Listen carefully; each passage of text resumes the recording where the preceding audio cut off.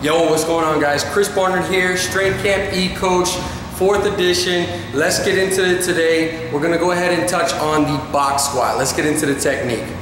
Start by gripping the bar outside of your shoulders. This can be adjusted for your comfort, but the key is to find a hand position that keeps your elbows underneath your shoulders and pointed down. Without getting into too much debate about high bar and low bar, find the position that you are typically comfortable with back squatting.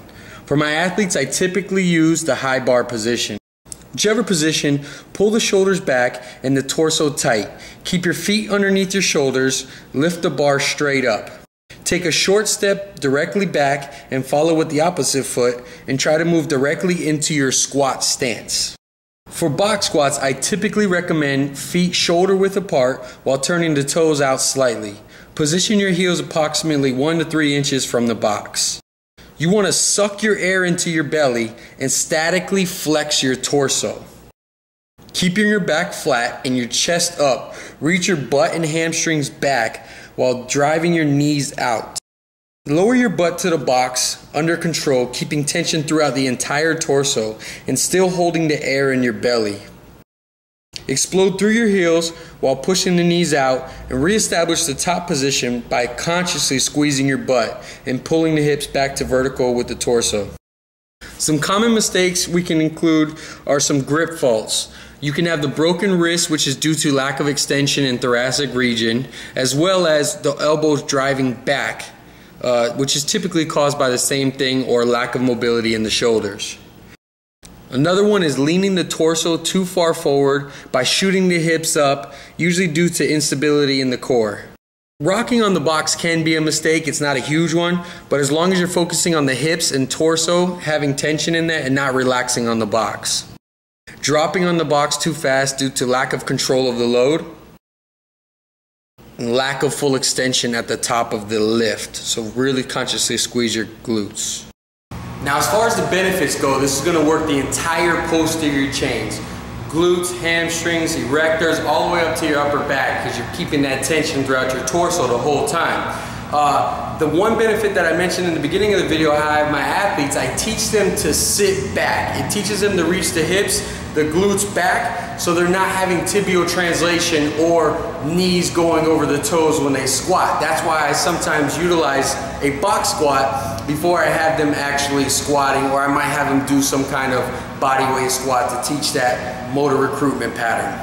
As far as other benefits, I mean, this is your glutes, your hamstrings. This is your motor for running, jumping, whatever it may be in competition. Now, if you're just some guy in the gym and you think, oh, I don't need a squat, really the best thing that you're going to get from this is the hormonal response it induces to your body. Now, as far as how we utilize it in our training here with our athletes, we can use it as a strength-based type movement where I'm going to have an increased load and I go ahead and drop the volume. Look for sets and reps to stay under 5. If we wanted to use this more of a power type movement, we can go ahead and decrease the load and use moderate to low volume. What that means is I might stay at a rep scheme that's under 3s, but I might increase the sets all the way up to something about 12. I really like Prelipin's table when using the box squat. Now, besides the load, whether you're working strength or power, a lot of questions people are gonna ask is, what size should you have the box? Now, if you're starting off and you're using this for more of a strength type movement, I typically recommend that you make the box low enough so your hips just come underneath your knees while you're maintaining anterior pelvic tilt, that Donald Duck with your butt sticking out. However, I've also used high box type training for guys like myself getting used to heavier weights, or when I was training for the vertical jump. I might do it for more of a heavy load high box, or I might do it more of a power explosive type movement, training different tempos. Either way, they're both going to benefit you.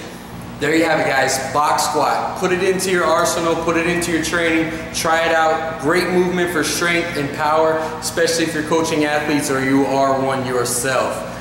Strength Camp eCoach, I'm your host, Chris Barnard. I'm gonna holler at you guys next time.